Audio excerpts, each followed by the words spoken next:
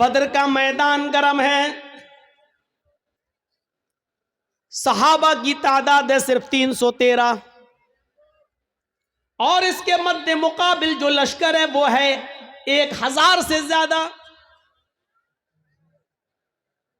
आपको यह भी बता दूं कि उन 1000 लश्कर के पास, काफिरों के पास तीर भी हैं, तलवारें भी हैं, ढाल भी है, नेजा भी है, घोड़े भी हैं।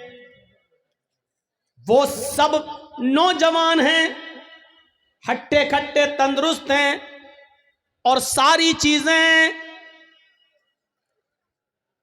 आलाते हर्ब, जंग का हर सामान है उनके पास। और उनके मुकाबले में कितने हैं? 313। और ये 313 कौन है? जवान, बूढ़े और कुछ बच्चे जब मिलाए गए और इनकी गिनती तब जाकर होती है 313। और इन 313 लोगों के पास, इन 313 सहाबा के पास सिर्फ 2 घोड़े हैं। आलाते हर्ब का हाल यह है कि किसी के पास तीर है लेकिन छोड़ने के लिए कमान नहीं है, किसी के पास कमान है लेकिन छोड़ने के लिए तीर नहीं है, किसी के पास तलवार है लेकिन काफिरों के हमले से बचने के लिए ढाल नहीं है। वो तलवार चलाए लेकिन काफिर जब उस पर हमला करे तो अपना बचाव किससे करे? उसके पास ढाल नहीं है। अगर किसी के पास ढाल है तो चलाने के लिए तलवार नहीं है। फिर भी जंग है, लड़ रहे हैं। जरा आपने गौर किया है, ये कोई मुकाबला था कि एक तरफ 1000 से ज्यादा और एक तरफ 313। एक सहाबी के ऊपर 3 से ज्यादा लोग, और इसके पास एक चीज है तो दूसरी नहीं, और उनके पास सब कुछ है। कौन सी चीज है जो इन 313 सहाबा को उनके सामने लाकर खड़ा कर रही है और उनसे लड़ने पर मजबूर कर रही है? ये कौन सी चीज है? बताने की जरूरत नहीं, ये वही ईमान है। ये उसी ईमान की ताकत है। और ऐसी कंडीशन में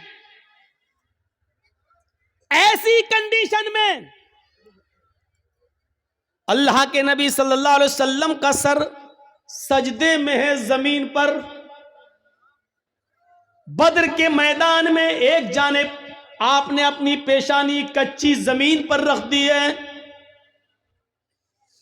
और सजदे में गिरे हुए हैं और ये दुआ कर रहे हैं सजदे में, अल्लाहुम्मा ला तुहलिक हाज़िहिल असाबा इन तहलिक हाज़िल असाबा लन तुअबद बअदल यौमि क़त्तु। आय अल्लाह, ये मुट्ठी भर जमात, ये मेरे चंद सहाबा, ये 10 साल मक्के की जिंदगी में मेरे दावत और तबलीग का नतीजा मदीना आने के बाद इन्होंने मजबूर किया है। ये मेरी 10 साल की, मैं 13 साल की, ये मेरी मक्के की मेहनत, आए मेरे परवरदिगार, मेरी 13 साल मक्के की मेहनत के बाद ये 313 लोग इस्लाम लाए हैं। यही मेरी जमा है, यही मेरी पूंजी है, यही मेरा सरमाया है, यही 13 साल की मेहनत का नतीजा है जो मैंने निचोड़ कर तेरे सामने पेश कर दिया। इलाहुल आलमीन, अगर ये 313 मुसलमान आज हलाक हो गए, मुझ पर ईमान लाने वाले मिट गए, ये 313 अगर आज खत्म हो गए, इन 313 को अगर आज बर्बाद कर दिया गया, इनको काफिरों ने अपने हमले में शिकस्त दे दी, अगर आज ये इस दुनिया से मिट गए, लन तुअबद बअदल यौम, ऐ अल्लाह आज के बाद फिर कभी तेरी इबादत इस रूए जमीन पर नहीं होगी, आज के बाद फिर कोई अल्लाह अल्लाह कहने वाला ना होगा, आज के बाद फिर इस जमीन पर कभी सजदा ना किया जाएगा। अल्लाहू अकबर की निदा आज के बाद नहीं आएगी। ऐ अल्लाह अगर तू चाहता है कि कयामत की सुबह तक तेरा नाम तेरा दीन बाकी रहे तो इन 313 मुसलमानों की हिफाजत फरमा। ये मेरी 13 साल की मेहनत का नतीजा है। ऐ अल्लाह तू इनकी हिफाजत फरमा। ये नबी की उस वक्त की दुआ भी थी जो सजदे में आपने पढ़ी थी। सजदे में अकेले और तन्हा सजदे में हम भी दुआ करते हैं, कुछ नहीं होता। या रब्बी या रब्बी या रब्बी, अल्लाह मुझे ये दे, मुझे ये दे, मुझे ये दे। ऊपर से आवाज आती है मेरे बंदे मैं तुझे क्या दूं, मांग तो तू ये रहा है लेकिन दूं तो कैसे दूं। मतामुहु हराम, जो खाना खाकर आया है वो हराम है। वह मशरबु हराम, जो पीकर आया है वो भी हराम का है। वह मलबसहु हराम, जो कपड़ा पहन के आया है वो भी हराम की कमाई का है। वह गुज़िया बिल हराम, तेरे जिस्म में जो खून दौड़ रहा है वो हराम कमाई खा खाकर उसी का बना हुआ खून तेरे जिस्म में दौड़ रहा है। फ़अन्ना युस्तजाबु लिज़ालिक, ओ मेरे बंदे मैं तेरी दुआ सुनूं तो कहां से सुनूं, तू पूरा का पूरा नापाक है। खाना तेरा नापाक, कपड़ा नापाक, पानी नापाक, बदन में जो खून दौड़ रहा है वो नजिस और नापाक। आए मेरे बंदे मैं तेरी दुआ सुनूं तो कहां से सुनूं। अल्लाह सुनता नहीं है, ऐसे सुन लेगा अल्लाह। 13 साल की मेहनत के बाद का अल्लाह ये 313 बर्बाद हो गए तो कभी इस रूए जमीन पर तेरी इबादत नहीं होगी। अल्लाह अल्लाह कोई नहीं कहेगा। ईमान का जज्बा देखिए, क्या था ईमान। 1000 से लड़ रहे। इमाम अहमद इब्न हंबल के पास एक औरत आती है, गौर करके देखिए इस औरत के सवाल के बाद हमारी हैसियत क्या रह जाती है, जरा तसव्वुर कीजिए। एक औरत आती है, कहती है कि इमाम साहब एक मसला पूछने आई हूं। कहा क्या मसला पूछती हूं? कहा मैं चरखा चलाती हूं। चरखा जानते हैं ना, महात्मा गांधी वाला चरखा मालूम है ना। हम लोगों के यहाँ तो आज भी लगे हुए हैं कहीं कहीं। जो लोग हैंडलूम हाथ से कपड़ा बनाते हैं वहां चरखे भी हैं, हाथ से फिरता है, सूत काटते हैं। तो क्या कहती है इमाम अहमद इब्न हंबल से वो औरत कि इमाम साहब मैं चरखा चलाती हूं और दूसरे लोगों का सूत मजदूरी पर काटती हूं और उनसे मजदूरी लेती हूं। कभी कभी मैं रात में भी चरखा चलाती हूं। जब मेरे पास तेल होता है। इस औरत के सवाल के बाद हमारी हैसियत क्या रह जाती है। सुने हमारी मां बहनें, औरतें ऐसी भी गुजरी हैं। सिर्फ लाइट मारने वाली औरतें हर वक्त नहीं होती हैं। सुने इमाम साहब मैं कभी कभी रात में भी चरखा चलाती हूं। जब मेरे पास चिराग जलाने के लिए तेल होता है तो मैं चिराग जलाकर उसकी रोशनी में चरखा चलाती हूं, सूत काटती हूं। इमाम अहमद इब्न हंबल फरमाते हैं अल्लाह तुम्हारी रोजी में बरकत दे, रिस्क में बरकत दे। कहा इमाम साहब कभी कभी चिराग में तेल नहीं होता हमारे पास, लेकिन हमारे पड़ोस में खुला हुआ आंगन है, हमारे पड़ोसी का खुला हुआ आंगन है। कभी कभी उस आंगन में रोज चिराग जलता है, वो मेरे पड़ोसी का चिराग है, लेकिन वो अपने घर में अपने आंगन में चलाता है। और उस आंगन में उस चिराग की रोशनी कभी कभी मेरे घर पे आती है। अगर मैं उस रोशनी में चिराग जला सूत फिरा लूं, उस पड़ोसी की रोशनी में अगर मैं सूत फिराऊं, चरखा चलाऊं, तो उस पड़ोस की रोशनी से जो सूत में फिराऊं और उसकी कीमत मैं अपने मालिक से लूं, तो यह कीमत मेरे लिए हलाल होगी या हराम होगी? क्या मैं उस रोशनी में जो चरखा चलाकर जो पैसा कमाऊं वो मेरे लिए जायज होगा या नाजायज होगा? तसव्वुर करो, इमाम अहमद इब्न हंबल गश खा के चक्कर खा के गिर जाते हैं कि इस दुनिया में, इस दौर में ऐसी औरतें भी मौजूद हैं जो तकवे का ऐसा मायार अपने अंदर पैदा की हुई हैं, इस ऐसा मायार अपने अंदर पैदा की हुई हैं। इस तकवे की रोशनी में जरा तसव्वुर करो, हम कहाँ हैं, हमारी रोजी क्या है, हमारा माल क्या है, हमारी इनकम क्या है, हमारी इनकम आ कहाँ से रही है? इस औरत के सवाल के बाद हम तसव्वुर करें कि हम कहाँ खड़े हैं।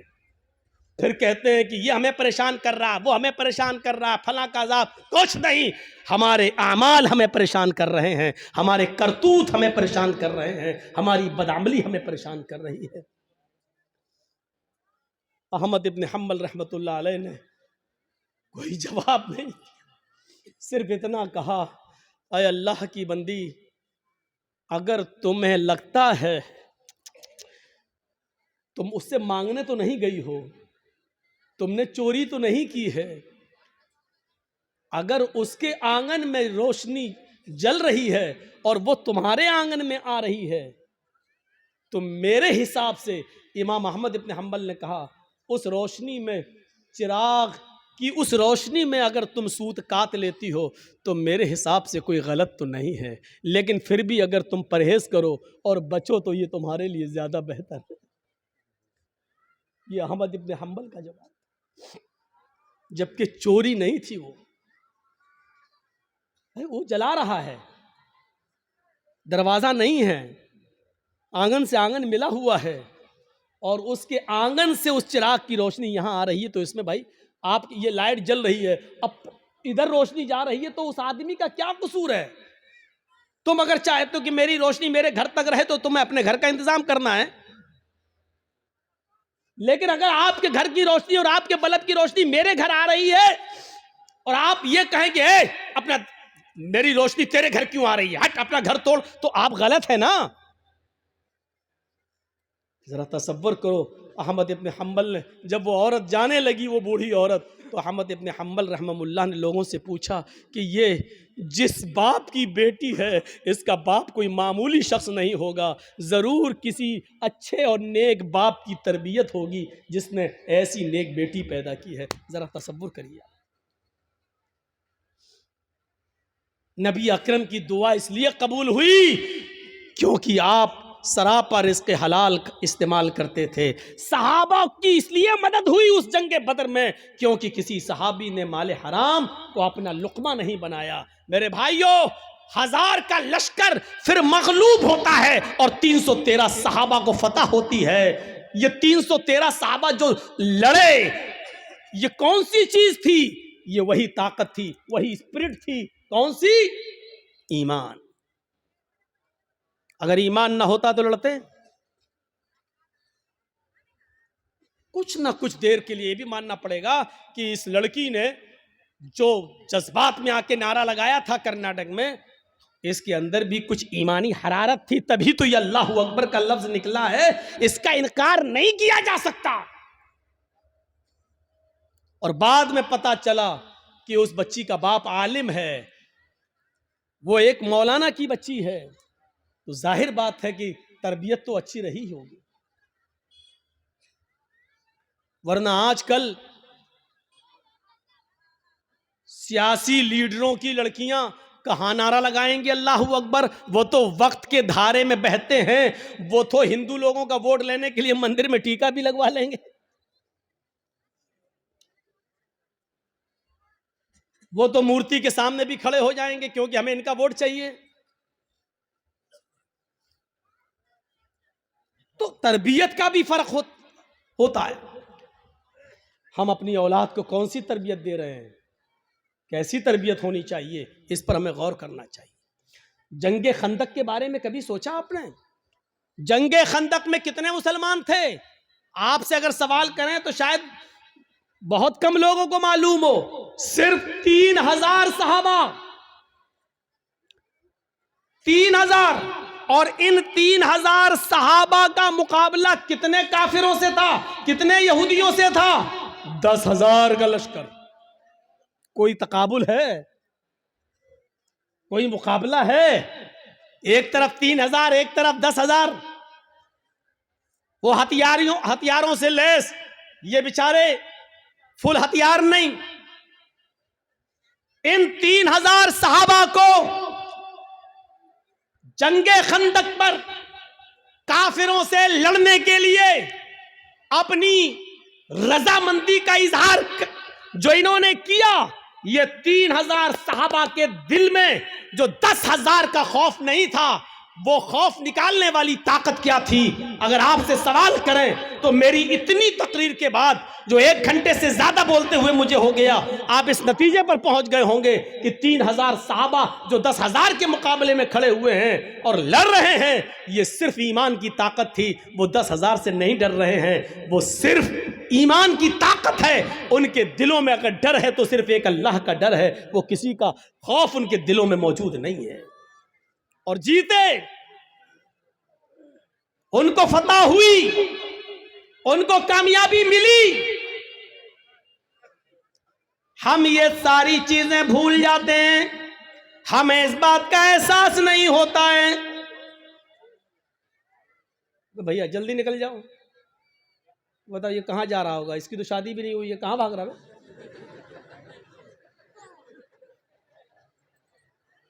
वो देखो, वो चाचा उठ के जा रहे हैं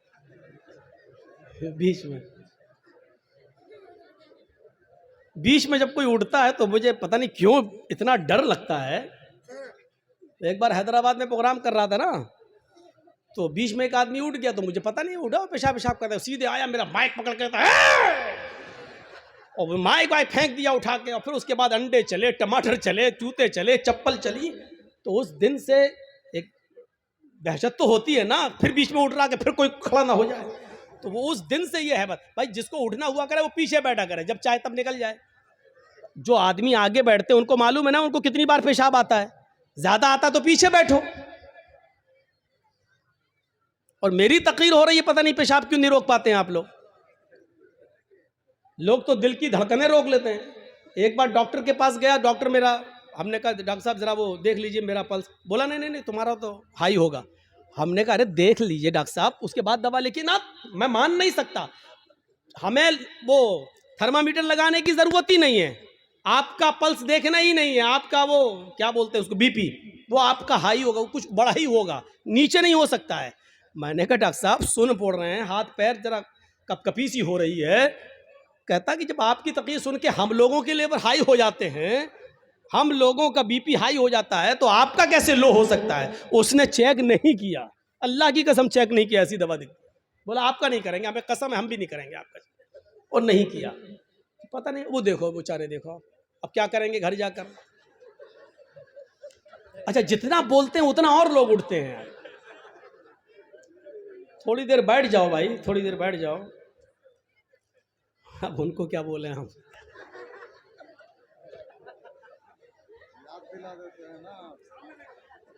वो चचा जा रहे हैं बेचारे, अब तो चची के लायक भी नहीं, फिर भी जा रहे हैं। क्या करेंगे जाके।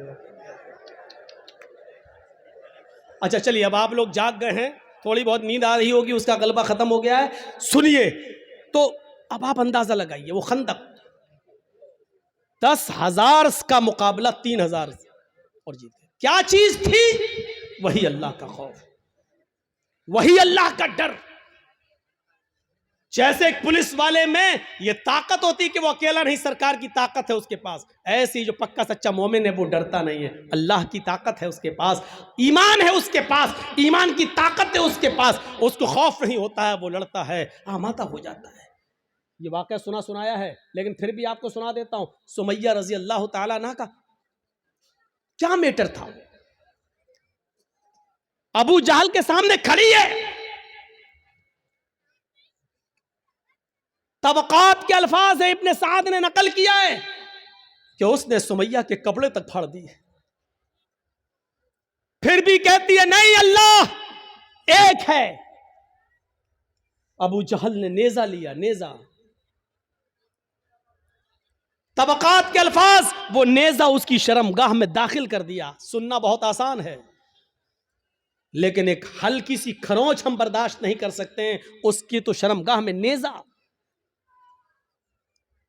इधर से डाला, उस तरफ निकाल दिया, और हाथ पीछे से बंधे हो, वो नेजा पकड़ के निकाल भी नहीं सकती हो।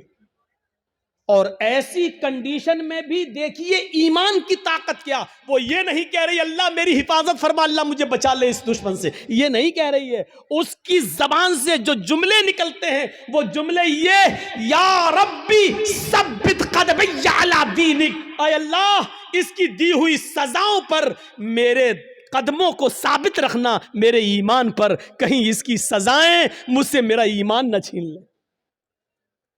जान जा रही जाए, रूह निकलती निकल जाए, लेकिन ईमान, मेरी आखिरी हालत में ईमान ना निकल जाए। कहीं ऐसा ना हो कि इसकी दी हुई तकलीफें मैं झुक जाऊं और इसकी बात मान लूं और ईमान से हाथ धो बैठूं, ऐसा ना हो कहीं। सब्बित कदमैया अला दीनिक, ऐ अल्लाह अपने दीन पर, अपने इस ईमान पर मेरे दिल को साबित कदम रखना, मेरे कदम को साबित रखना, मैं बहकने ना पाऊं, ईमान मुझसे न छीन लिया जाए। ये दुआ उसके मुंह से निकलती है। हम लोग तो जलसा खत्म होने के बाद कहते हैं अल्लाह जब तक जिंदा रखना ईमान पर, इस्लाम पे रखना, और जब खात्मा हो तो ईमान पर हमारा खात्मा फरमाना। हो गई तकरीर, खत्म, जाओ। अब 1 साल के बाद जब जर्जी साहब आएंगे तब तक आप इस्लाम पे अमल करेंगे। कोई मर गया तो वो ईमान पर उसका खात्मा हुआ है। हमने सब कुछ दुआओं को ही समझ लिया है। सहाबा किराम सब कुछ करने के बाद दुआ करते थे। अल्लाह के रसूल पहले अल्लाह पर भरोसा किए, 313 लोगों को निकाल के लाए। 313 सहाबा ने अपनी जिंदगी अपनी हथेली पर रख ली, सर पे कफन बांध लिया कि अब घर लौट के नहीं जाना है। 1000 का लश्कर सामने, अब अल्लाह के नबी दुआ कर रहे हैं कि अल्लाह अगर ये 313 मिट गए तो कभी जिंदगी में तेरा नाम लेने वाला कोई नहीं होगा। अब ये तू सोच ले, ऐ मेरे परवरदिगार, इनको जिंदा रखना है या नहीं। अगर तुझे अपनी इबादत बाकी रखना है तो हमारी हिफाजत फरमा, अगर अपनी इबादत बाकी नहीं रखना है तो हम मरते हैं मर जाएं, कोई परवाह नहीं। मेरे भाइयों तसव्वुर करो, हमने क्या किया अपने आप को। बस हराम खाते जा रहे हैं, अल्लाह हमें हराम खाने से बचा ले। सारी बुराइयां, हम शराब पीते जा रहे हैं, फिर कह अल्लाह हमें शराब की लत लग गई, अल्लाह हमें शराब से बचा ले। अल्लाह के बंदे पहले सब कुछ छोड़ फिर दुआ कर। अल्लाह के बंदे पहले हराम छोड़ और हलाल खा, और उसके बाद दुआ करके अल्लाह मुझे अब जो हलाल खाया है इसी पर कायम रखना। अल्लाह हराम का लुकमा मेरे हलक के नीचे ना उतरने पाए। अब दुआ करो, हराम खाते जाओ और दुआ करो अल्लाह हराम से बचा ले। शराब पीते रहो और दुआ करो अल्लाह शराब से बचा ले। बेपर्दगी के साथ हमारी माँ बहन बेटियां निकलती रहो और दुआ करे अल्लाह हमें पर्दा करने की तौफीक अता फरमा। जिंदगी में नहीं मिलेगी ऐसी तौफीक। इन्नल्लाह ला युगय्यिरु मा बिकौमिन हत्ता युगय्यिरु मा बिअनफुसिहिम। अल्लाह किसी कौम की हालत उस वक्त तक नहीं बदलता जब तक कि कोई कौम अपनी हालत को खुद बदलने की फिक्र नहीं करती है। पहले हमें चेंज होना पड़ेगा, पहले हमें बदलना पड़ेगा। पहले जमाने की औरतें अगर अपने बच्चों को बद्दुआ भी देती थी तो उसमें भी दुआ निकलती थी। बच्चा शरारत कर रहा है, कभी ये कभी वो उठाया फेंक दिया, कभी माँ परेशान, हाय हाय हाय माँ परेशान, और माँ ने गुस्से में अपने अंदाज में बद्दुआ दी। लेकिन आप इसको बद्दुआ नहीं कह सकते हो। जब देखा कि बच्चा बहुत शरारत कर रहा है तो बद्दुआ देते हुए कहा अल्लाह तुझे काबे का इमाम बना दे। गुस्से में बद्दुआ भी दी तो उसमें भी दुआ छलक रही थी। यानी उस जमाने की औरतों को गुस्से में भी ऐसी बद्दुआएं नहीं मालूम थी कि जो बच्चों की जिंदगी तबाह कर दे। हमारी माओ की जबान से क्या निकलता, कुत्ते मर जाओ, परेशान करके रख दिया। अब कुत्ता कहती जा रही है, अब ये नहीं सोच रही कि कुत्ते की अम्मा कौन हुई, लेकिन कह रही कुत्ते मर जाओ, और पता नहीं क्या क्या वो कह देती है। एक बच्चा शरारत कर रहा है और जब तंग आ गई मां तो गुस्से में रोते हुए कहती चल अल्लाह करे तुझे काबे का इमाम बना दे। और पता नहीं कौन सी घड़ी में ये दुआ निकली और अर्श वाले ने इसको कबूल फरमाई और वो बच्चा फिर काबे का इमाम बनकर निकला।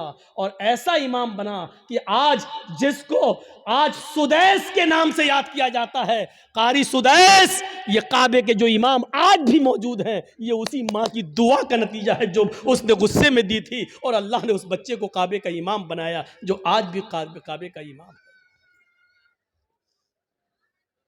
जरूर उस माँ ने अपनी हलक के नीचे कभी हराम लुकमा नहीं उतारा होगा। अगर हराम लुकमा खाया होता तो ये दुआ कबूल ना होती। जरूर उस माँ की रगों में हलाल खून दौड़ रहा था और हलाल खून दौड़ने की दुआ का नतीजा था कि वो बच्चा काबे का इमाम बना। अगर आप चाहती हो कि हमारे बच्चे इब्न तैमिया बने, हमारे बच्चे सनाउल्लाह हमरसरी बने, हमारे बच्चे इब्न क़य्यिम बने, इब्नुल जौज़ी बने, हमारे बच्चे अहमद इब्न हंबल बने, हमारे बच्चे इमाम मालिक की तरह बने, तो आए मेरी माँ बहनों, तुम्हें अपनी रगों में हलाल खून दौड़ाना पड़ेगा, हलाल रोजी खाना पड़ेगी, रिज़्क़ हलाल का एहतिमाम करना होगा। आधी रोटी सही लेकिन हलाल, भूखा सो जाना गवारा है लेकिन हराम लुकमा खाना गवारा ना हो।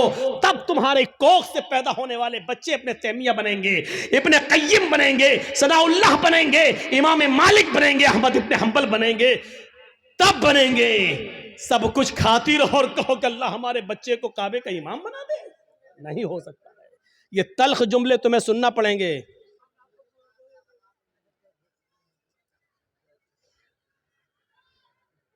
सुनना पड़ेंगे तल्ख जुमले। तसव्वुर करो क्या था वो जज्बा। सुमैया शर्मगाह में नेजा दाखिल, हाथ पीछे से बंधे और फिर भी इस हालत में क्या दुआ कर रही है। आप ये नहीं कहोगे आपका बेटा हॉस्पिटल में भर्ती है, वेंटिलेटर पर रखा हुआ है, या कोई बाप वेंटिलेटर पर रखा है, आप हमारे पास आएंगे, जर्जी साहब महलदार पाड़ा में आए, जुमे का खुतबा देना है, आप पर्ची लेके आएंगे, मौलाना साहब जुमे के खुतबे में के बाद हमारे अब्बू के लिए दुआ कर दीजिए, अल्लाह उनको शिफाए कामिला अता फरमाए। ऐसे मौके पर भी आपको इस दुआ की फिक्र होगी कि हमारे अब्बू के लिए दुआ कर दो कि अल्लाह उनको शिफा दे, लेकिन इस मौके पर दुआ ये नहीं होगी कि अल्लाह रब्बुल आलमीन से ये दुआ कीजिए कि मेरे बाप का खातिमा ईमान पर हो, वो इस दुनिया से जाए तो गुनाहों से पाक व साफ जाए, अल्लाह मेरे बाप को गुनाहों से तौबा करने की तौफीक अता फरमा। ये दुआ आप नहीं करवाएंगे मस्जिद के इमाम से और जर्जी साहब से, आप दुआ ये करवाएंगे कि कहो अल्लाह ताला उनको शिफाए कामिला और आजिला अता फरमाए। मैं ये नहीं कह रहा हूं कि ये दुआ करना गलत है, जायज है, लेकिन सुनो हजरत सुमैया ने उस मौके पर ये नहीं कहा अल्लाह मेरी हिफाजत फरमा, अल्लाह इसने नेजा मारा है तू मुझे शिफा दे, अल्लाह मेरी शर्मगाह में जो जख्म हो गया है उसको ठीक कर दे। उसने ये दुआ नहीं की, उसने दुआ ये की या रब्बी सब्बित कदमैया अला दीनिक, अल्लाह अपने दीन पर, अल्लाह ईमान पर मेरे कदम को साबित रख दे, अल्लाह ऐसा ना हो कि इसकी तकलीफें मुझसे मेरा ईमान छीन ले। ये क्या चीज थी? ये ईमान था, ये ईमान था। ये कौन सा जज्बा था? आइए जरा मुझे इस जज्बे की तरफ लेकर चलिए और बताइए ये कौन सा जज्बा था कि हजरत इब्राहीम अलैहिस्सलातु वस्सलाम को हुक्म होता है कि अपनी बीवी हाजरा को और छोटे बच्चे इस्माइल को बियाबान जंगल में छोड़कर चले आओ। इब्राहीम अलैहिस्सलाम अपनी बीवी हाजरा को और उस बच्चे को लेकर जा रहे हैं। उस वक्त तक बीवी को पता नहीं कि ये मुझे लेके कहां जा रहे हैं। मेरा शौहर है, जहां जा रहा है मैं भी जाऊंगी, मेरा शौहर है, मुझे उनके साथ चलना है, मेरे पति है, मुझे उनके साथ जाना है। चंद दिनों के सफर के बाद एक बियाबान जंगल आ जाता है। उस बियाबान जंगल के अंदर अपनी बीवी को छोड़ देते हैं, अपने बच्चे को छोड़ देते हैं। हाजरा को उसी जंगल में छोड़ दिया। इस्माइल जो अभी अपनी मां का दूध पीते हैं उसी जंगल के अंदर छोड़ दिया। थोड़ी देर बैठते हैं, सस्ताते हैं और फिर वहां से जाने लगते हैं। इस मंजर पर जरा गौर कीजिए मेरे साथियों, ये मंजर हमें कुछ और बताता है।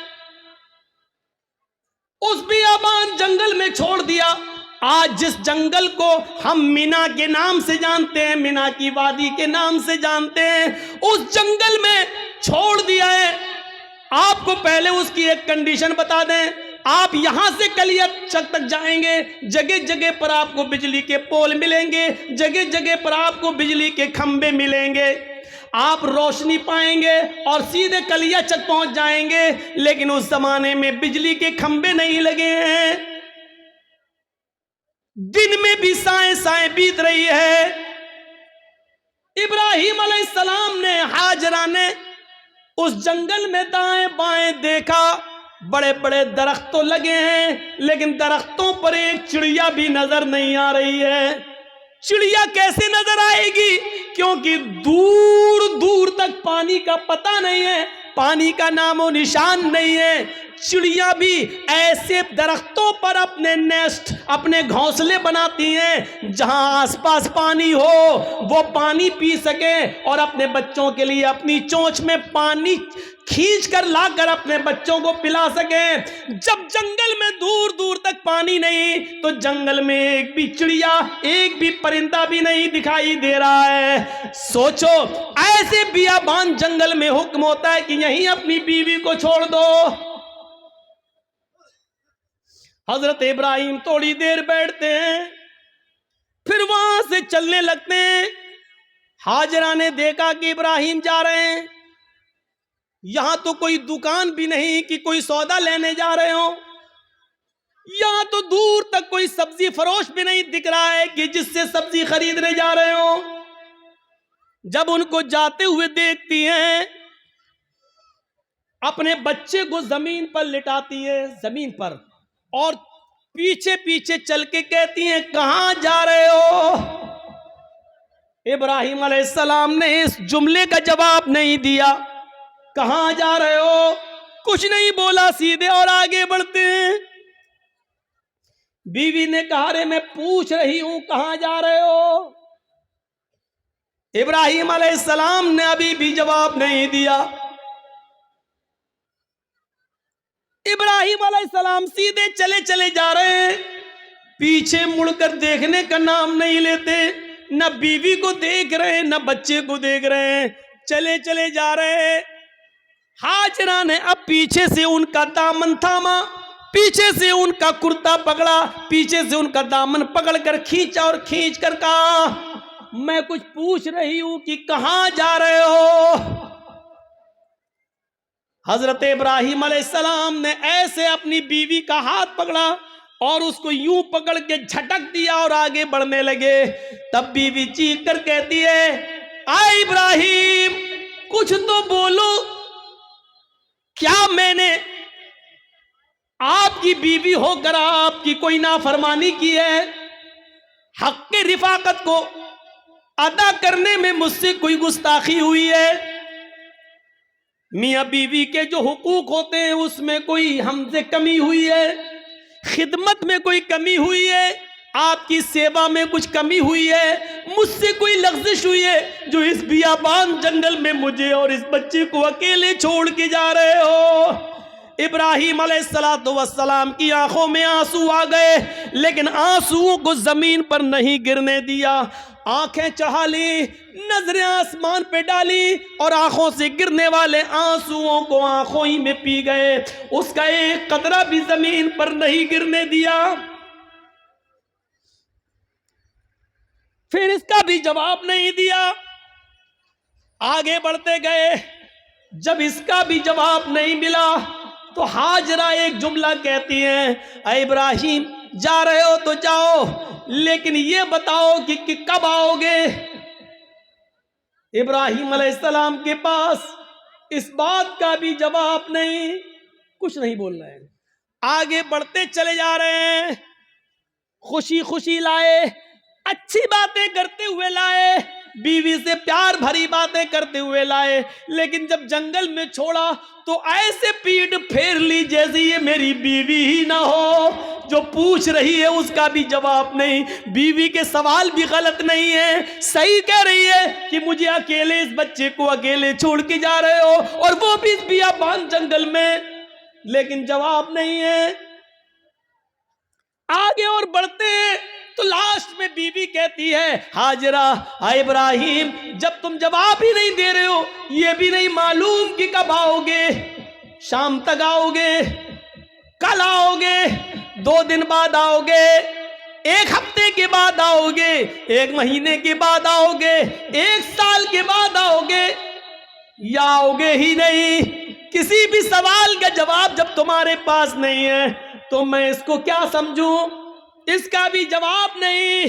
कहती है, इब्राहिम, मैं आपकी बीवी हूं, मैं आपकी अमानत हूं, पता नहीं आप कब आए, अपनी इस अमानत को किसके हवाले करके जा रहे हैं, ये तो बता दो।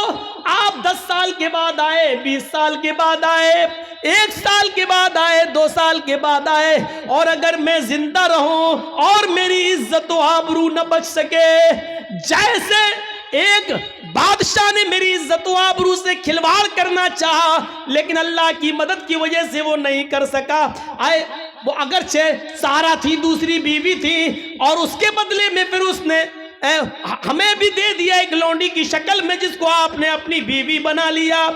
इब्राहिम, मुझे ये बताओ कि अपनी अमानत को किसके सुपुर्द करके जा रहे हो, अगर मेरी इज्जत व आबरू महफूज न रही, मुझे किसके सुपुर्द करके जा रहे हो।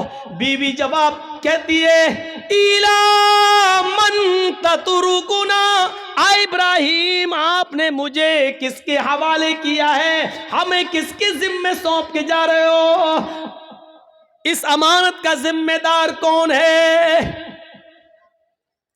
जब हाजरा ने यह कहा, कुरान के अल्फाज, इला मन ततरुकुना, आपने मुझे किसके सुपुर्द किया है, आपने मुझे किसके हवाले किया है, तब इब्राहिम अलैहिस्सलाम अब इसका जवाब देते हैं, लेकिन हाजरा की तरफ देखकर नहीं, बच्चे की तरफ देखकर नहीं। अगर पीछे घूमूंगा बीवी की शक्ल दिखेगी, मासूम बच्चे को देख लूंगा तो कहीं बीवी की और बच्चे की मोहब्बत मेरे दिल में ना आ जाए, और फिर मैं जिस काम के लिए अल्लाह के हुक्म से जा रहा हूं उस काम से कहीं मैं रुक ना जाऊं। ईमानी ताकत देखिए, ईमानी इस ताकत की वजह से वो बीवी को नहीं देख रहे हैं, बच्चे को नहीं देख रहे हैं। बीवी की मोहब्बत है, बच्चे की मोहब्बत है, लेकिन ईमान की ताकत देखिए, क्या कहते हैं, न बीवी को देखना गवारा, न बच्चे को देखना गवारा, और बीवी कह रही है कि मुझे किसके सुपुर्द करके जा रहे हो, इस जंगल में तो चिड़ियां भी नहीं है, हमें इस जंगल में रात होगी, खतरनाक जानवर भी तो आ सकते हैं, मेरा क्या होगा, मुझे बताओ, मुझे किसके सुपुर्द करके जा रहे हो। इब्राहिम अलैहिस्सलाम ने कदम आगे बढ़ाते बढ़ाते, चलते चलते जवाब दिया, इल्लल्लाह, आए मेरी बीबी, मैंने तुझे और तेरे इस बच्चे को, मैंने तुझे और अपने इस बच्चे को अल्लाह के सुपुर्द कर दिया, अल्लाह के हवाले कर दिया है। यानी अल्लाह ने मुझे छोड़ने का हुक्म दिया, मैंने अल्लाह के हुक्म से तुझे छोड़ा, इस बच्चे को छोड़ा। मैं कहाँ जा रहा हूँ मुझे पता नहीं, अल्लाह जहाँ ले जाएगा मैं जाऊँगा, जो हुक्म देगा मैं करूँगा, कब आऊँगा इसका भी कोई पता नहीं, जब तक उसकी इजाज़त हुक्म ना होगा मैं नहीं आऊँगा। आए मेरी बीवी, मैंने तुझे और इस बच्चे को अल्लाह के सुपुर्द कर दिया है, अल्लाह के हवाले कर दिया है। अब इब्राहिम अलैहिस्सलाम की बीवी का भी जवाब सुनो। जब देख लिया कि मेरे शौहर ने मुझे अल्लाह के सुपुर्द कर दिया तो उसके ईमान की कैफियत देखो। अब हाजरा के अंदर भी अल्लाह का नाम सुनकर जो ईमान पैदा हुआ, जो ईमानी ताकत आई, अब वो उस जंगल के खतरों से नहीं डर रही है, उस बियाबान जंगल से नहीं डर रही है, उस जंगल के अंदर रात में कितने खतरनाक जानवर आएंगे उनसे नहीं डर रही है। इब्राहिम से कहती है, जब आपने मुझे अल्लाह के सुपुर्द कर दिया, अल्लाह के हवाले कर दिया, जाइए, अब आपको रुकने की जरूरत नहीं है। इज़न ला युज़िउदल्लाहु अबदा। इब्राहिम, मेरी तरफ से और बच्चे की तरफ से बेफिक्र हो जाइए, चिंता मत करिए, घबराइए नहीं, अल्लाह हमको ज़ाये नहीं करेगा, अल्लाह हमको बर्बाद नहीं करेगा, अल्लाह हमारा नुकसान नहीं करेगा, क्योंकि आपने मुझे अल्लाह के हवाले कर दिया है, अल्लाह के सुपुर्द कर दिया है। ये होती है ईमान की ताकत, जो आज हमारे अंदर नहीं है। ये ईमान जब हमारे अंदर नहीं है तो जिल्लत तो आएगी, रुसवाई तो आएगी। अल्लाह ने इसी ईमान के बारे में कहा था, वला तहनु वला तहजनु व अंतुमुल अलौना इन कुंतुम मोमिनीन। हम इज्जत देंगे, बुलंदी देंगे, लेकिन ईमान पहले पैदा करो अपने अंदर, मोमिन बनकर दिखाओ। हाजरा ने मोमिना बनकर दिखाया, इब्राहिम ने मोमिन बनकर दिखाया, तो अल्लाह की मदद भी आई और बुलंदी भी मिली। अब देखो अल्लाह की मदद कैसे आती है, जब ईमान इनके अंदर पैदा हो गया। इब्राहिम ने अपने ईमान का हक अदा किया, हाजरा ने भी ईमान का हक अदा किया। अभी तक पीछे पीछे दौड़ रही थी कि बताओ मेरा क्या होगा। लास्ट में कहती है कि मुझे किसके सुपुर्द करके जा रहे हो। जवाब मिला अल्लाह के। फिर हट जाती है और कहती अब जाओ हमारे और बच्चे की तरफ से बेफिक्र हो जाना, अल्लाह ने जो हुक्म दिया उसको करिए, अल्लाह हमें जाए नहीं करेगा, अल्लाह हमें बर्बाद नहीं करेगा। वो उस बियाबान जंगल में रुक जाती है, उसी जंगल में रहने लगती है। गौर करो कि उस जंगल में 2 या 3 दिन के लिए ही पानी था, 2 या 3 दिन के लिए सत्तू था, इसके अलावा हाजरा के पास कुछ नहीं था। सत्तू खत्म हो जाते हैं, पानी खत्म हो जाता है, कोई काफिला भी वहां से गुजरता नहीं है। क्यों कोई काफिला गुजरेगा, कोई बस्ती भी आबाद नहीं है, दूर दूर तक पानी का पता नहीं है। मैं माँ हूं, 2-4 दिन भूखी प्यासी रह सकती हूँ, लेकिन ये मासूम बच्चा है जो मेरा दूध पीता है। जब मुझे कुछ मिलेगा नहीं तो दूध बनेगा कैसे? मैं खाऊंगी तो दूध बनेगा, जब दूध बनेगा तो बच्चा पिएगा। मैं प्यासी हूं, 2-4 दिन रह सकती हूं, लेकिन बच्चे को प्यासा कैसे रखा जा सके? गौर करो, तमाम शक्को शुबहात उस औरत के दिल में है, लेकिन अल्लाह पर भरोसा है, ईमान है अल्लाह की जात पर। अपने बच्चे को लिटाती है, कहती है चलो कोशिश करके देखती हूं पानी मिल जाए। दाएं देखा बाएं देखा, उसको कुछ नजर नहीं आ रहा था। सामने एक पहाड़ी नजर आई, उस पहाड़ी के ऊपर चढ़ जाती है, अपने बच्चे को जमीन पर छोड़ती है, उस पहाड़ी के करीब जाती है। उस पहाड़ी का नाम है सफा। उस पहाड़ी पे चढ़कर, ऊंचाई पे चढ़कर नीचे की तरफ देखती है। हम तो मस्जिद की छतों पे चढ़ के चांद को ऊपर की तरफ देखते हैं, ईद का बकरीद का चांद। वो ऊंचाई पर चढ़कर नीचे की तरफ देखती है, शायद इस पहाड़ी के नीचे कोई बस्ती रहती हो, कोई गांव हो, कोई अल्लाह के बंदे रहते हो, और मैं उनसे थोड़ा सा पानी मांग लूं बच्चे को पिलाने के लिए। वो जिस उम्मीद के साथ गई, उसकी उम्मीद पूरी नहीं हुई। पहाड़ी पे चढ़ के नीचे देखती है, लेकिन वहां कोई बस्ती नहीं है, कोई आबादी नहीं है, कोई गांव नहीं है। उसने उस पहाड़ी पे चढ़ के फिर घूमकर दूसरी तरफ देखती है कि उधर भी एक पहाड़ी नजर आ रही है। चले उस पहाड़ी के ऊपर चढ़ के देखें, शायद उधर पानी मिलता हो, या उस पहाड़ी के नीचे कोई बस्ती आबाद हो। वो वहां से चलती है, कुछ देर रुक के चलती है, स्लो चलती है, और बच्चे की प्यास जब उसके दिमाग में आती है तो थोड़ा सा तेज दौड़ती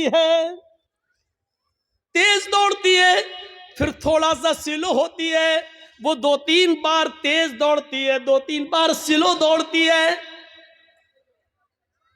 सफा से मरवा जाती है, लेकिन मरवा जाने के बाद भी उसको कोई बस्ती नजर नहीं आती। अब उसको मालूम है न सफा के नीचे कोई बस्ती है, न मरवा पहाड़ी के नीचे कोई बस्ती है, लेकिन बच्चे की प्यास जब देखती है तो बार बार जाती है। शायद कोई आने वाला आदमी मिल जाए, कोई काफिला मिल जाए, मैं किसी से पानी की चंद घूंट मांग कर बच्चे को पिला दूं। बच्चा अंगूठा अपने मुंह में रख के चूस रहा है। हदीस की किताबें कहती हैं, सफा और मरवा के दौड़ दौड़ कर हाजरा ने 7 चक्कर लगा लिए।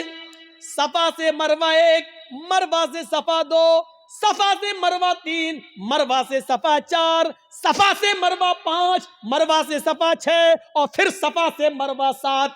फिर मरवा से सफा पर नहीं आई, 7 चक्कर लगाकर ना उम्मीद हो गई कि अब पानी नहीं मिलेगा, तो अपने बच्चे के पास आकर बैठ गई, नजरें आसमान पे डाली। इलाहुल आलमीन, तुझे मालूम है, तू सब कुछ जानता है, तेरी जात से कोई चीज छिपी हुई नहीं है। 3 दिन पहले जब मेरा हस्बैंड, मेरा शौहर जा रहा था, मैंने उससे पूछा मुझे और इस बच्चे को किसके हवाले करके जा रहे हो? उसने कहा इल्लल्लाह, अल्लाह के हवाले। इलाहुल आलमीन, मेरा पति मुझे तेरे सुपुर्द करके गया है, इस बच्चे को तेरे सुपुर्द करके गया है। मैंने भी यकीन दिलाया अल्लाह मुझे जाए नहीं होने देगा। इलाहुल आलमीन, मैंने आज तक अपने पति की अमानत में खयानत नहीं की है। मेरे पति का ये बेटा, मेरा ये बच्चा आगे चलकर दीन की खिदमत करेगा, मैंने दीन के लिए वक्फ कर दिया है। आय अल्लाह, मेरे इस बच्चे के लिए गिज़ा का इंतजाम फरमा दे, पानी का इंतजाम फरमा दे। दिल से जो आह निकलती है वो असर रखती है, पर नहीं ताकत परवाज मगर रखती है।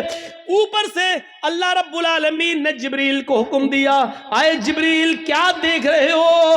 मेरी बंदी मुझे पुकार रही है और मेरा बंदा इब्राहिम इन दोनों को, इस्माइल और हाजरा को मेरे सुपुर्द करके गया है। अगर मेरे सुपुर्द करने के बाद भी ये दोनों भूखे और प्यासे मर गए तो फिर दुनिया से विश्वास उठ जाएगा, फिर ईमान किसके अंदर पैदा होगा? आए जिब्रील, जाओ, जिस जगह इस्माइल एड़ियां रगड़ रहे हैं उसी जगह पर तुम अपना पर मारो और फिर मेरी कुदरत का करिश्मा देखो। जिब्राइल आए और उसी जगह पर मारा और पानी का चश्मा उसी जगह फूट गया। इब्राहिम, इस हाजरा ने देखा कि पानी का चश्मा निकल गया तो वो रोकने लगी, पानी है वो बह रहा है, वो रोक रही है, इधर ना चला जाए उधर ना चला जाए। वो समझ रही थी शायद अभी ये थोड़ी देर के लिए बंद हो जाएगा, तो समेट रही हैं और जज्बात में कह रही, पानी तो बहता जा रहा है, वो ऐसे लेती चुल्लू, ऐसे रोक रही है और कहती जम जम, अबरानी जबान का लफ्ज जम जम, अरे कहां जा रहा, रुक रुक रुक, जम जम, जम जम का मतलब रुक रुक, ठहर जा।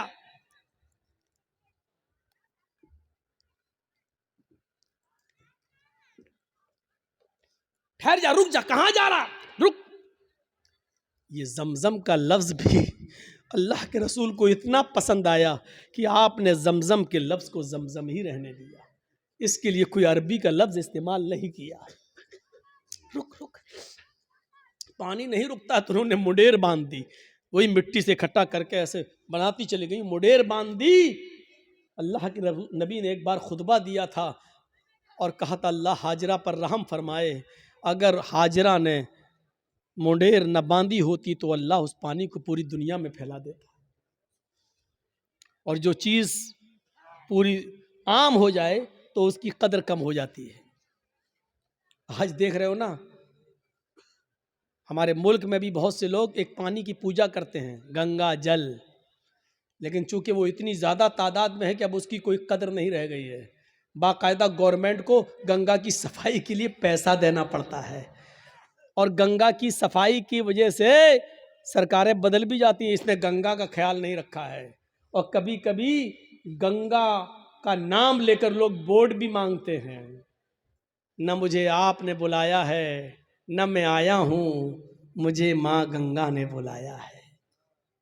इस तरीके से लोगों को भावुक करके माँ गंगा को माँ कहकर इस तरीके से लोग उसको नीलाम भी करते हैं। एक तरीके से देखा जाए तो इस तरीके से आज उस पानी की क्या कदर है, लोग उसमें पेशाब भी कर रहे हैं, पैखाना भी कर रहे हैं, लैट्रीन भी कर रहे हैं, सब कुछ हो रहा है उसके अंदर है। इसीलिए उसकी सफाई के लिए पैसा मांगा जा रहा है, ये किया जा रहा है, वो किया जा रहा है। लेकिन जमजम को देख लो, आज कितनी कदर की नजरों से देखा जाता है। आज भी सऊदिया में होने के बावजूद भी आप देख लीजिए उस पानी की कैसी कदर है, उस पानी की इज्जत कैसी है। और उस पानी की खुसूसियत यह है कि जो लोग 5 साल पहले हज करके आए हैं और जमजम लेके आए होंगे, आज भी उनके घर में जमजम अगर 5 साल पुराना भी रखा होगा तो उसमें न तो कीड़े पड़े होंगे न जरासीम पड़े होंगे। ये एक कैफियत, ये एक कशिश रखी है अल्लाह रब्बुल आलमीन ने उस पानी के अंदर। ये जीता जागता मौजज़ा। चश्मा जारी हो गया। ईमान था तो अल्लाह ने इज्जत भी दी, ईमान था तो अल्लाह ने बुलंदी भी दी। ईमान की ताकत होनी चाहिए। और इतना ही नहीं, अब आप कहोगे कि हाजरा को इज्जत क्या मिली? इज्जत नहीं मिली। वो हाजरा जो ईमान की ताकत की वजह से इब्राहिम को छोड़ देती है और अपने बच्चे के लिए पानी की तलाश में सफा से मरवा के चक्कर लगाती है। 7 चक्कर लगाए। मैंने कहा था शुरू में, कभी स्लो दौड़ती है, कभी तेज दौड़ती है। अल्लाह के रसूल सल्लल्लाहु अलैहि वसल्लम ने हज का रुकन बना दिया है, सफा और मरवा के चक्कर लगाओ। जब तक तुम सफा और मरवा के चक्कर नहीं लगाओगे न तुम्हारा हज माना जाएगा न तुम्हारा उम्रा माना जाएगा। और औरतों के लिए तो खास कर दिया कि तुम तो सीना तान कर अकड़ कर तेज न दौड़ो क्योंकि तुम्हारी बेपर्दगी होगी। लेकिन हाजरा जहां जहां तेज दौड़ी थी और थोड़ा सा अकड़ के ऐसे दौड़ी थी, अल्लाह के नबी सल्लल्लाहु अलैहि वसल्लम ने मर्दों को हुक्म दे दिया कि जब भी वो सफा से मरवा और मरवा से सफा के चक्कर लगाएं तो जहां हाजरा तेज दौड़ी थी वहां उनको भी तेज दौड़ना है, जहां हाजरा स्लो हुई थी वहां तुम्हें भी स्लो होना है। और हाजरा ने जहां सीना निकाल कर दौड़ लगाई वहां तुम्हें भी थोड़ा सा सीना निकाला। अब इतना भी नहीं कि गामा पहलवान लगो है, तो जहां थोड़ा सा हल्का था सीना निकाल के चली थी तुम्हें भी उतना निकाल के चलना है।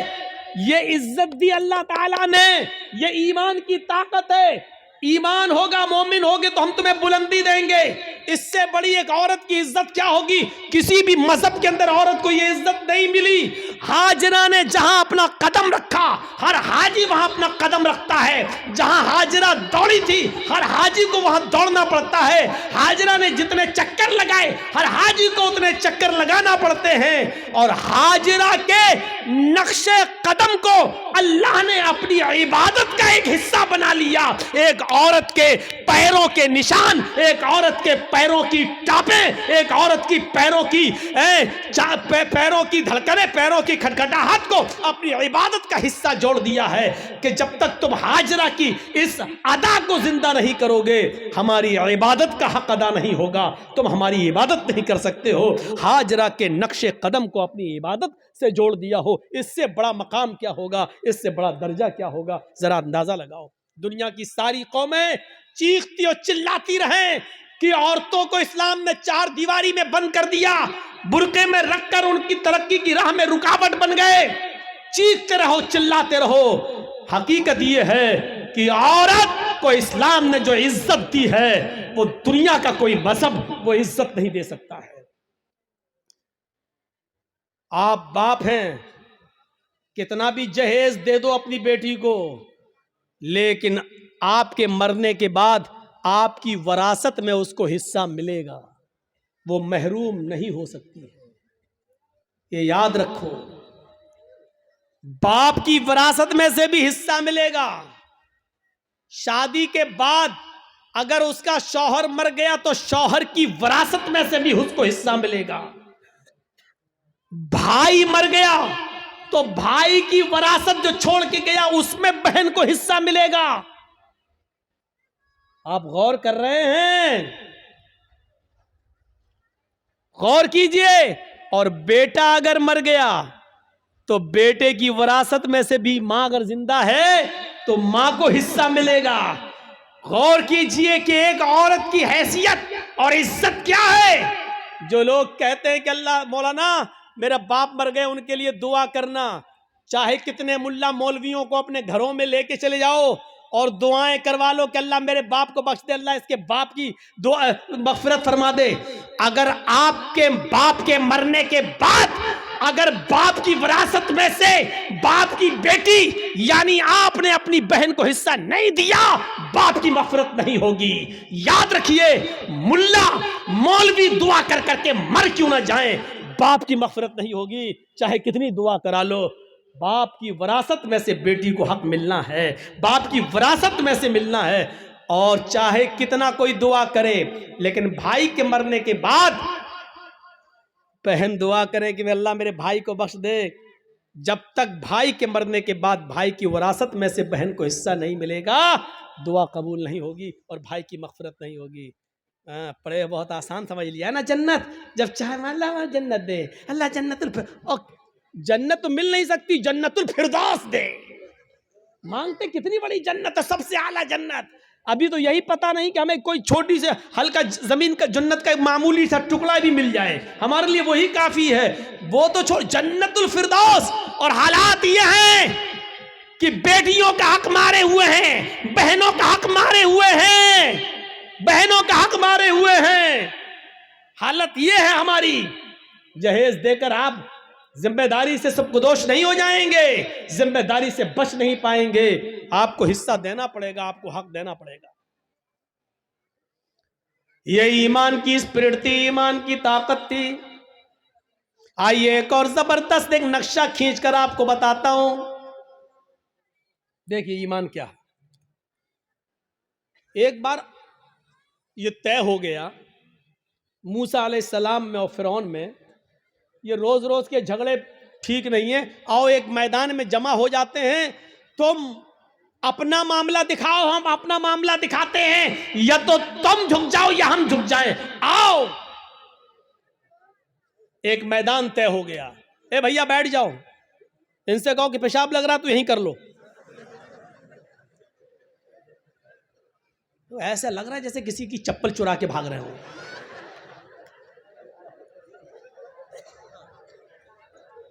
बैठिए यार। अब जो वाकया सुनाने जा रहा हूं वो बड़ा जबरदस्त और दिलचस्प वाकया है। उससे बहुत सी चीजें आपको मिलेंगी। ईमान से पहले आदमी का हाल क्या है, लेकिन वहीं पर ईमान की दौलत जब उनको मिल जाए तो उनका हाल क्या होता है। देखिए, फिरौन ने अपने जादूगरों से कहा कि चलो आज मूसा को और मूसा की कौम को पस्त करना है। ऐसा करतब दिखाना, ऐसा तिलसम दिखाना, ऐसा जादू दिखाना कि मूसा और मूसा की कौम भाग जाए। शिकस्त होनी चाहिए। जादूगरों को भरोसा था बिल्कुल। चलो एक मैदान में जमा हो गए। मूसा अपने चंद साथियों को लेके आए, फिरौन अपना लाव लश्कर लेकर आया। फिरौन के साथ बड़े माहिर जादूगर थे। ये वाकया सुना होगा, लेकिन आज मुझसे सुनो। फिरौन के साथ बड़े माहिर जादूगर थे। तय होता है कि चलो अपना अपना कर्तव्य दिखलाओ।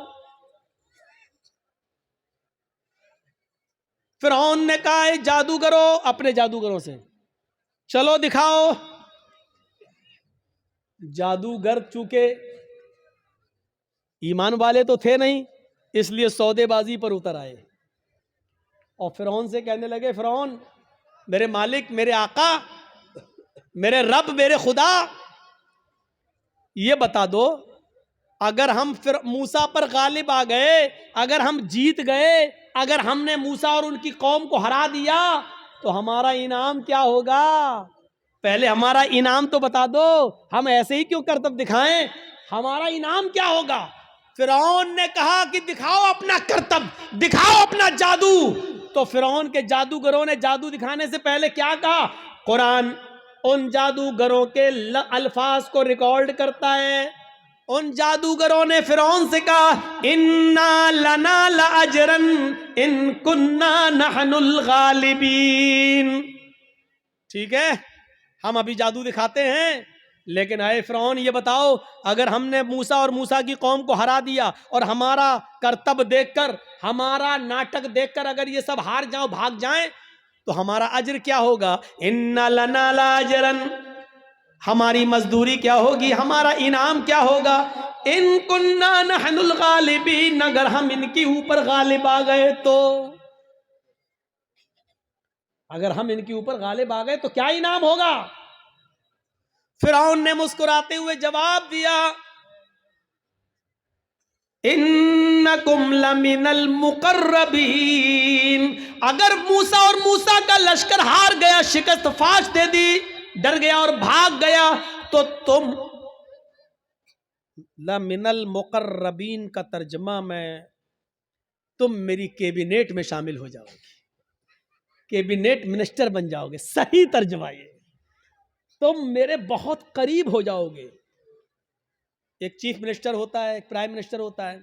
तो प्राइम मिनिस्टर और चीफ मिनिस्टर का के करीबी लोग कौन होते हैं? जो उसकी कैबिनेट में शामिल होते हैं। जो भी चीफ मिनिस्टर को करना होता है वो अपनी कैबिनेट से मशवरा करता है। प्राइम मिनिस्टर को जो करना होता है वो अपने कैबिनेट से मशवरा करता है। तो हम जो भी कुछ करेंगे तुम्हारे मशवरे से करेंगे, यानी तुम हमारे मुकर्रब हो जाओगे, हम तुम्हें अपनी कैबिनेट में शामिल कर लेंगे। अल्फाज दीगर हम तुम्हें अपना वजीर बना देंगे, तुम्हें हम अपना मिनिस्टर बना लेंगे, वजीर बना लेंगे, तुम्हारा ये इनाम होगा। अब इतना सा लालच अगर किसी को मिल जाए तो ये तो बहुत बड़ी बात हो गई ना, बहुत बड़ी बात हो गई। आज भी अगर बीजेपी की तरफ से किसी मुसलमान को ये ऑफर मिल जाए तो वो भी बीजेपी पे चला जाता है। और देख लीजिए कितने लोग जा चुके हैं कि कैबिनेट में शामिल कर लिया जाएगा, बस हमारे लिए इतना ही काफी है। अब तो सब कुछ जायज हो गया, जो भी वो करेंगे वो सब ठीक है, वो सब ठीक है। अब तो झूठ को भी सच कहना पड़ेगा। जब उन जादूगरों ने सुना कि फिरौन कह रहा है कि इन्नकुम लमिनल मुकर्रबीन, तुम हमारे मुकर्रब हो जाओगे, हमारी कैबिनेट में शामिल हो जाओगे, हमारे मिनिस्टर बन जाओगे, इतना बड़ा इनाम का जब लालच उनको मिला तो वो फौरन तैयार हो गए। फिर उनके पास जो रस्सियां थी उन्होंने उन रस्सियों को फेंका, उन्होंने उन रस्सियों को डाला। उन्होंने जब उन रस्सियों को मूसा के सामने और मूसा की कौम के सामने फेंका तो वो रेंगते हुए सांप बन गए, रेंगते हुए सांप बन गए, सांप बनकर रेंगने लगे। हालांकि वो सांप नहीं थे, वो नजर बंदी थी, हमें दिखाई दे रहे हैं सांप की तरह रेंग रहे, लेकिन वो सांप नहीं थे। जैसे जादूगर जो हमारे मोहल्ले में आता है, मिट्टी उठाएगा, रखेगा, मुट्ठी बंद करेगा, छू मंतर जादू वो करके ऐसे घुमा के खोलेगा, रुपया बन जाएगा। हालांकि वो रुपया नहीं है, वो मिट्टी है, लेकिन हमें रुपया दिख रहा है। अगर जादूगर मिट्टी को रुपया बनाना जानता होता तो अपना जादू खत्म करने के बाद फिर कटोरा लेकर 1-1, 2-2 रुपए की भीख हमसे क्यों मांगता? वो कहता है कि ये कला है, ये मिट्टी को मैंने रुपया बनाया, ये सिर्फ हमारी हाथ की सफाई है, ये तुम्हें रुपया दिख रहा है लेकिन हकीकत में रुपया नहीं है। अगर रुपया होता तो फिर तो हम घर बैठ के ये तमाशा क्यों दिखाते तुम्हें, हम तो घर बैठ के मिट्टी का रुपया बनाते रहते। मूसा और मूसा की कौम को वो रेंगते हुए सांप दिखने लगे तो मूसा अलैहिस्सलाम डरने भी लगे, ऐसे हटने भी लगे। फौरन अल्लाह ताला ने फरमाया मूसा डरो नहीं, ला तखफ या मूसा, अरे मूसा डरो नहीं, तुम्हारे पास जो लाठी है ना, जो डंडा है, इसको जमीन पर मारो, अन अलक़ियासाक, जमीन पर इस लाठी को मारो। मूसा अलैहिस्सलाम ने वो लाठी जमीन पे मार दी और जैसे ही जमीन पे लाठी मारी वो अजदहा बन गया। अजदहा बहुत बड़ा होता है, वो अजदहा बन गया और उसने अपना मुंह फाड़ा और अंदर को सांस ली, बाहर को नहीं, अंदर को, अंदर को। जब उसने अंदर को सांस ली तो वो जितने भी सांप जो रस्सियां बनी हुई थी वो सब उसके मुंह में घुसते चले गए, करके सबको खा गया। यहीं से मूसा फिरौन के जादूगरों की अकल ठिकाने आ गई। वो समझ गए हमने जो दिखाया वो नकली चीज थी, मूसा ने जो दिखाया वो ओरिजिनलिटी थी, वो असलियत थी। वो समझ गए कि अब हक के आगे मेरा बातिल नहीं चलेगा। यकदम वहीं से बदल गए, यहीं से चेंज हो गए। मूसा अलैहिस्सलाम ने डंडा जमीन पे मारा, वो अजदहा बन गया, अजदहा उनके सांपों को निकल गया। फिरौन के जादूगर समझ गए कि अब मेरी खैर नहीं, अगर मैंने कुछ और दिखाया तो हमारी आफत, हमारी बर्बादी, क्योंकि हमने जो दिखाया वो जादू था, मूसा ने जो दिखाया वो हकीकत है और जादू कभी हकीकत का मुकाबला नहीं कर सकता। फौरन वही के वही वो सारे जादूगर पलटे और चीख पड़े, आमन्ना बिर्रब्बे मूसा व हारून, हम मूसा और हारून के रब के ऊपर ईमान ले आए। चीखते हुए उन्होंने कहा अब हमने फिरौन को छोड़ दिया, मैं मूसा और हारून के रब पर ईमान ले आया। उन्होंने ये नहीं कहा कि मैं अल्लाह पर ईमान लाया। जादूगरों ने क्या कहा? बिरब्बे मूसा व हारून, हारून और मूसा के रब पर ईमान लाया। अगर वो ये कहते हैं कि मैं तो अल्लाह पर ईमान लाया, तो लोगों का अल्लाह और लोगों का खुदा तो वही बना हुआ था फिरौन। इसलिए मूसा और हारून का रब नहीं था। मूसा और हारून अलैहिस्सलाम ने कभी फिरौन को अपना रब नहीं माना। मूसा और हारून ने अपना रब अल्लाह को माना था। इसलिए क्या कहा? आमन्ना बिरब्बे मूसा व हारून, मैं हारून और मूसा के रब पर ईमान ले आया, यानी मैं अल्लाह पर ईमान लाया।